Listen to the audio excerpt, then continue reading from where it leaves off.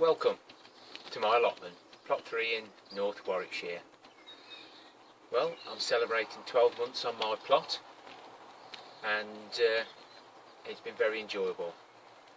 There's a few plants that I'm struggling with the help of all the people on YouTube who I subscribe to. A big thank you. Wouldn't have been able to do it without the help.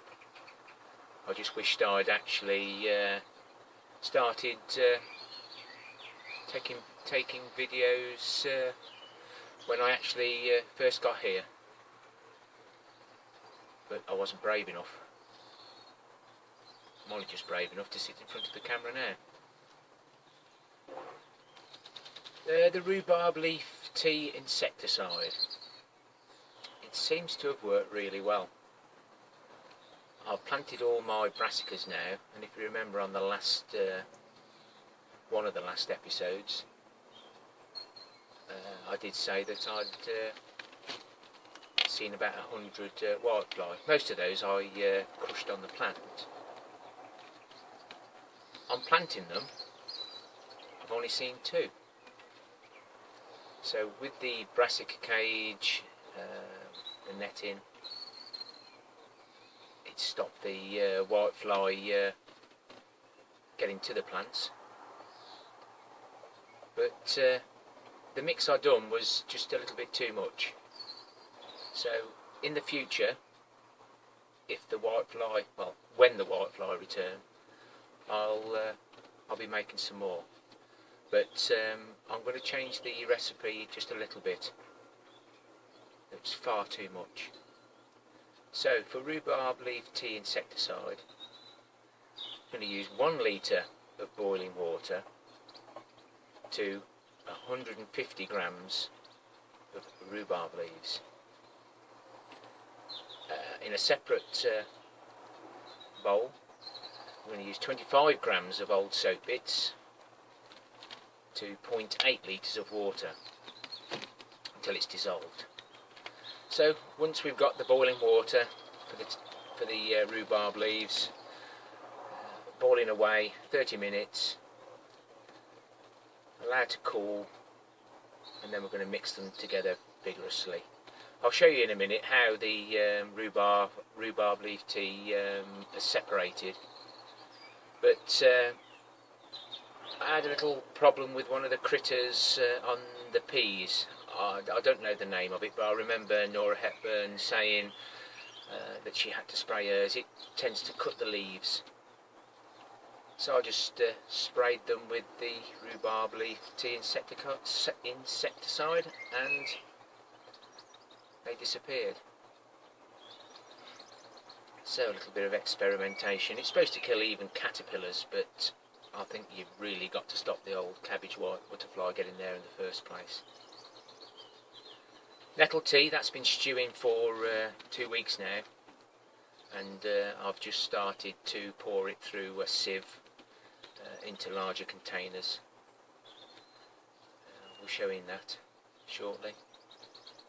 And I'm going to try the carrot chitting experiment. I had no luck with carrots, so about 10 days ago I sprinkled some seeds onto some paper towels, and they've chitting away now. And I'm going to plant them into half size toilet rolls. We'll see how they go. But again, thank you very much for everybody's help. Comments.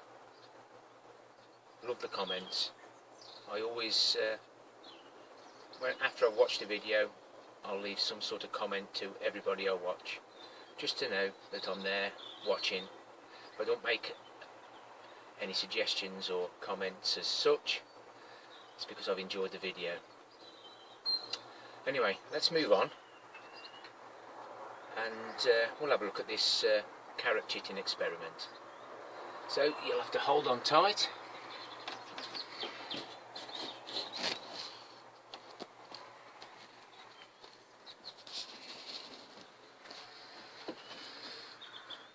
So there's the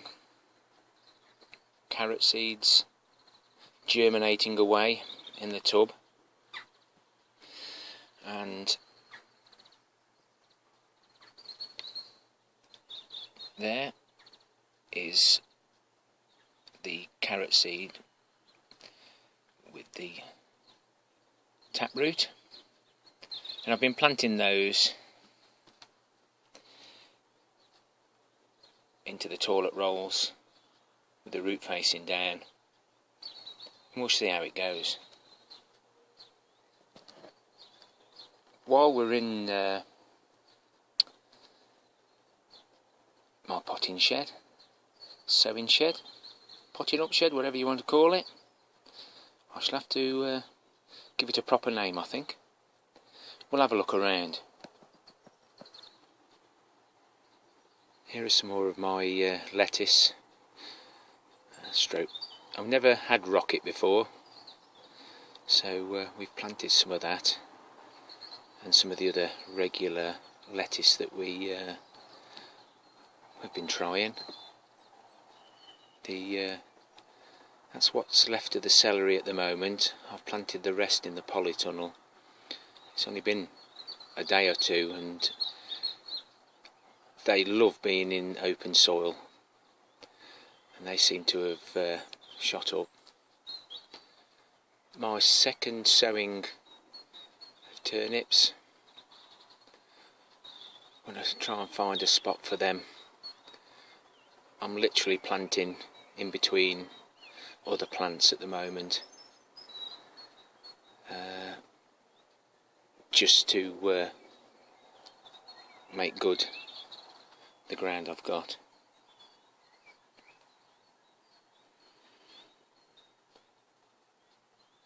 There's the cucumber F1 Garmin, an old cucumber seed.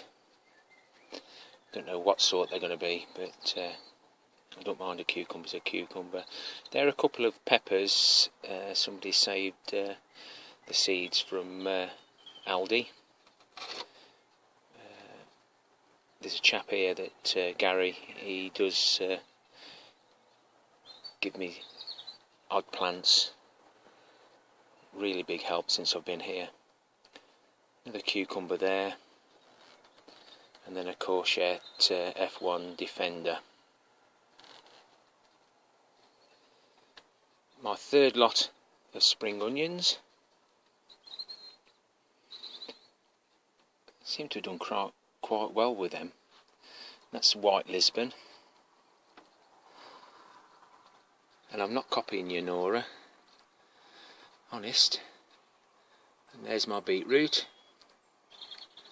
That's the second lot. And you won't believe the difference between the beetroot outside and the beetroot in the polytunnel. A few spare tomatoes. So those were done the same time as those. As you can see, they are pot bound really, but they will do if we happen to get a frost or something happens. And that one is my hundreds and thousands. Out of all the seeds, I've only got one plant. And daft old me, I thought I got 3, but the other 2 were weeds. Can't believe it. There's the Rhubarb leaf tea insecticide, and it does separate. Give it a good shake, give those peas a good dousing, and it seems to have cured the problem. It's either killed them or they don't like the good wash. We'll move on. There's my beetroot that's outside compared to the beetroot in the polytunnel. What a difference.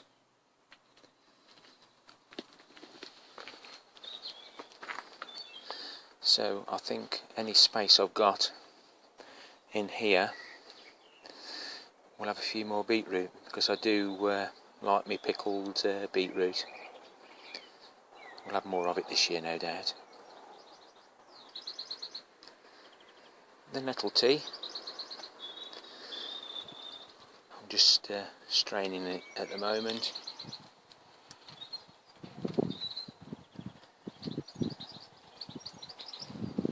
Got quite a bit to strain, and it stinks. But I have mixed a lot of water with this, so I will have to find out how to dilute it and how much to dilute it by. But yeah, that was really well worth doing. Hour of my time. I've also got some comfrey, again, neighbouring plot holder gave me a full bush, if you call it that. Cut it down. I've 3 parts filled that bin. I'll put a little bit of water in the bottom, so we'll see how that goes. My overwintering onions in the polytunnel. I thought they may have done better in here, but I don't think I'll do that again. As you've seen on a previous video, my onions are doing quite well outside. A few carrots mixed in amongst them, but I want to let them get a little bit bigger, and then they can go into a stew or something like that. One of our hot pots. Can't get my words out today.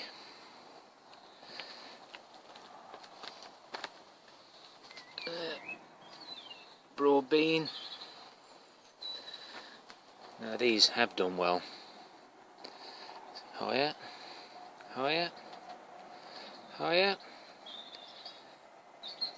So they seem to be setting anyway and producing beans.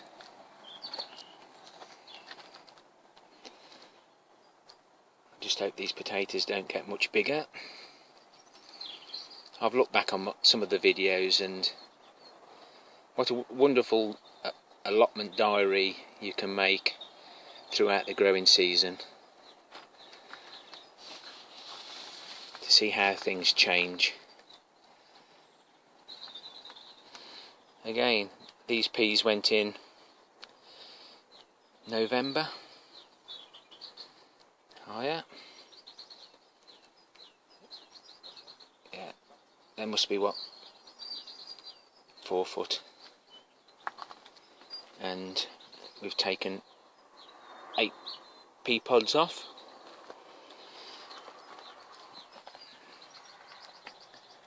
I'll be showing you some of those later.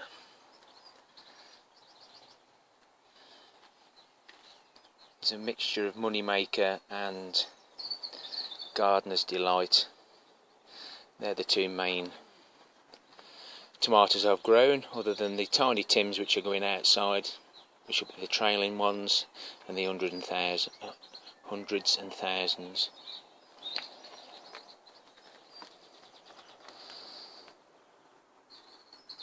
Won't be long before I can start picking these leaves.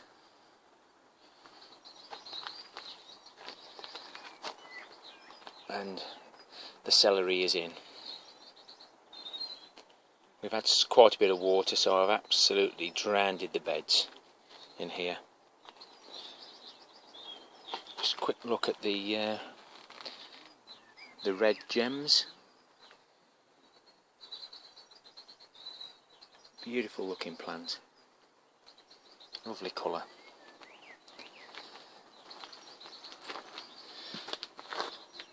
I managed to get the wire up on this side. You've probably seen that before, and the cucumbers I've put into positions where they'll be, but I'm just hoping the potatoes aren't going to shade them too much. There's my first lot of spring onions. Left them in clusters of about 8 or 10, as I've been told, or watching other people's videos.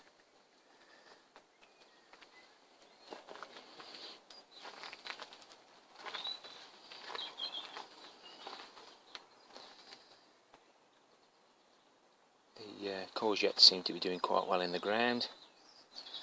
Getting the water regular, the tiny tims in the corner. And I'd like to thank Winter Squash for the information on the kiwi, where we think it should bear fruits and how to prune, but haven't had much come back on that, so thank you very much to Winter Squash. He does loads and loads of short videos.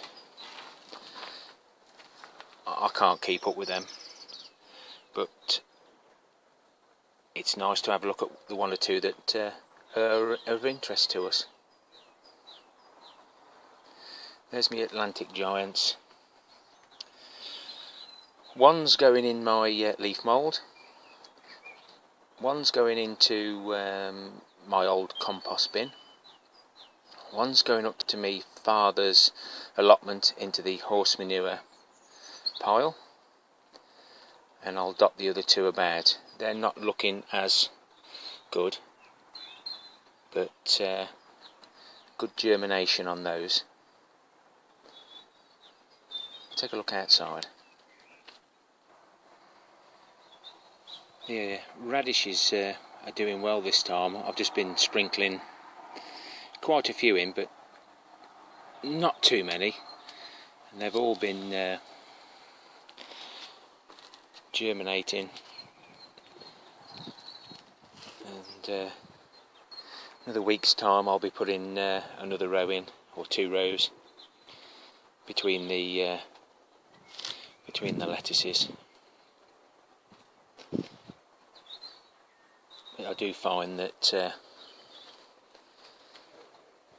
with giving some away, we have to get our cardboard toilet and kitchen rolls from somewhere, give them away, and people do return the favours.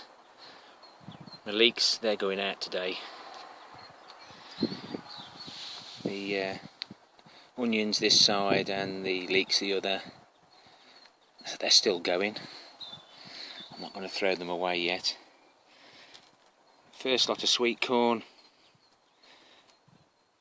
We've got 5 out of that. And then we've got another 9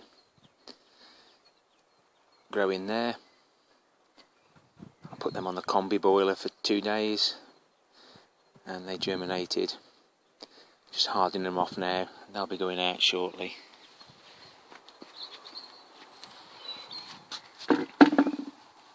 This is the blackberry that was in the fruit cage that was attached to the mother plant in the plot.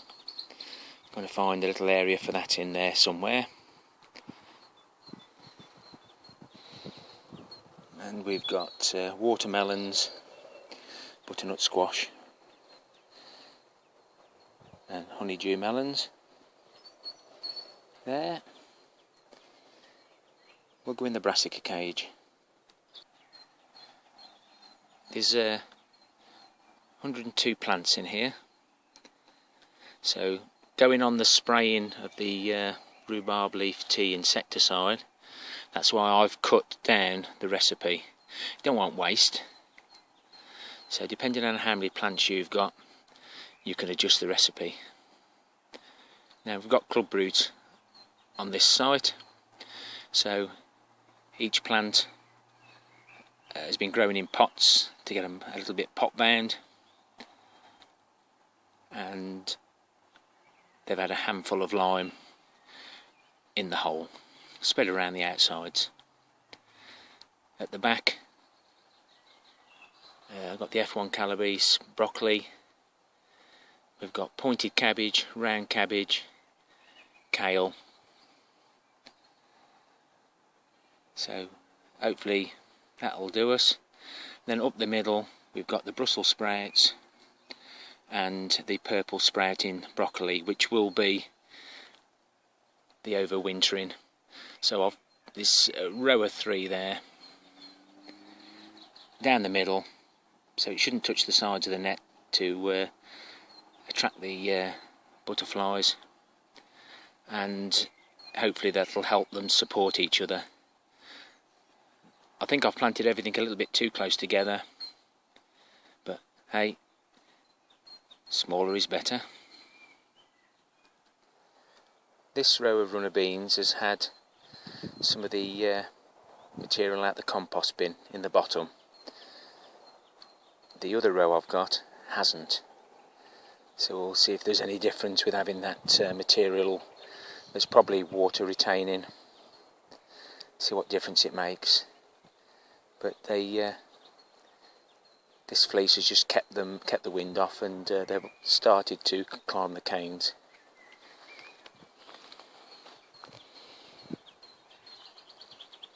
Broad beans outside, they're doing well.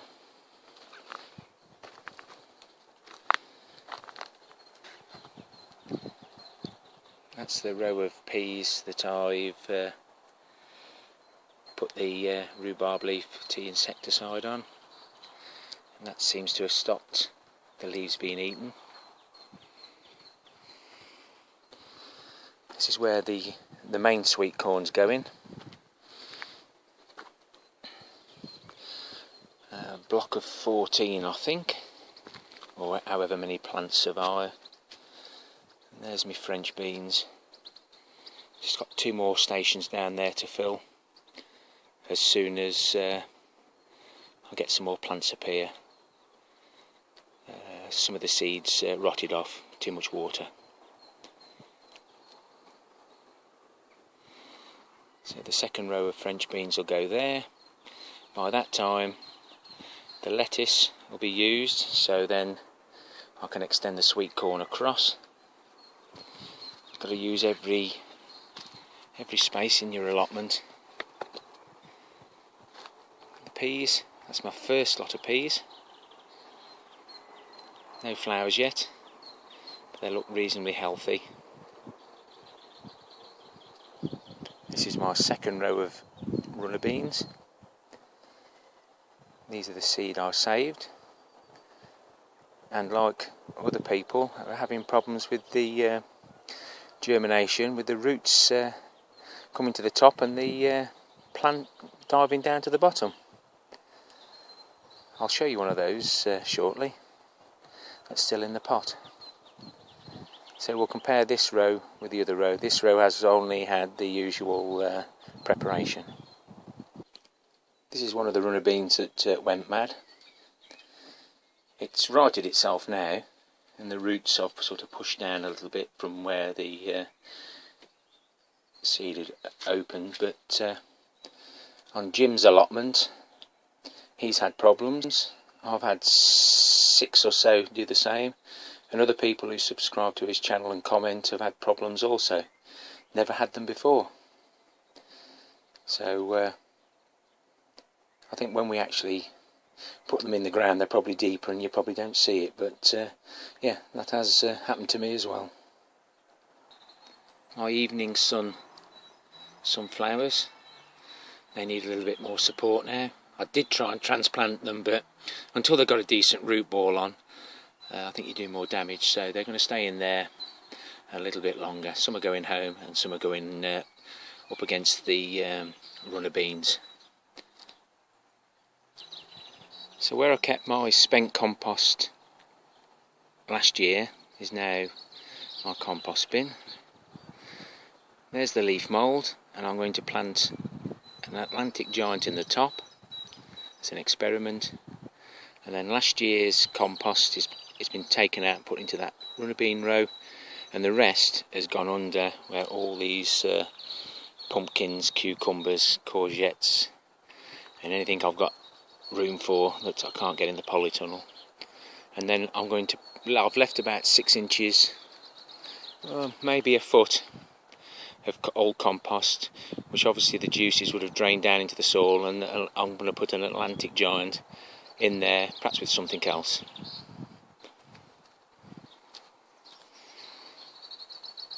Potatoes are fine, just getting worried now with all this dampness and humidity that blight might show its ugly head soon. I've got the spray ready, but it's just deciding when to do it. The first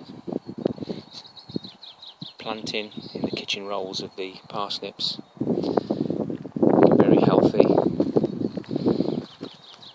seem to have just lost one beetroot plant right at the end. I think it is going to die, but everything else has been fine. I've just had a look in this the box, and I've got quite good germination on my carrots. This row, I've got 1, 2, 3, 4, 5, 6, 7, 8, 9 carrots in that row. I put them in a box last time and they did okay. But we'll carry on with the parsnip chitting experiment, see what happens. I've increased the height of the posts here and put 2 more wires across to take the blackberry and maybe some of the others. But again, everything's picking up, looking well. There's the blueberries.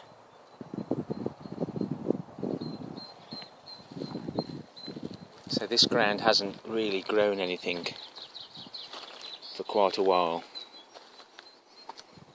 It's a bit derelict down this end, so I think the plants are enjoying it. Thank you very much everyone. 12 months on my allotment. 53 years of age yesterday, and looking forward to another 12 months here. Just going to leave you now a few quiet moments with a few video clips before the end. Happy growing everyone.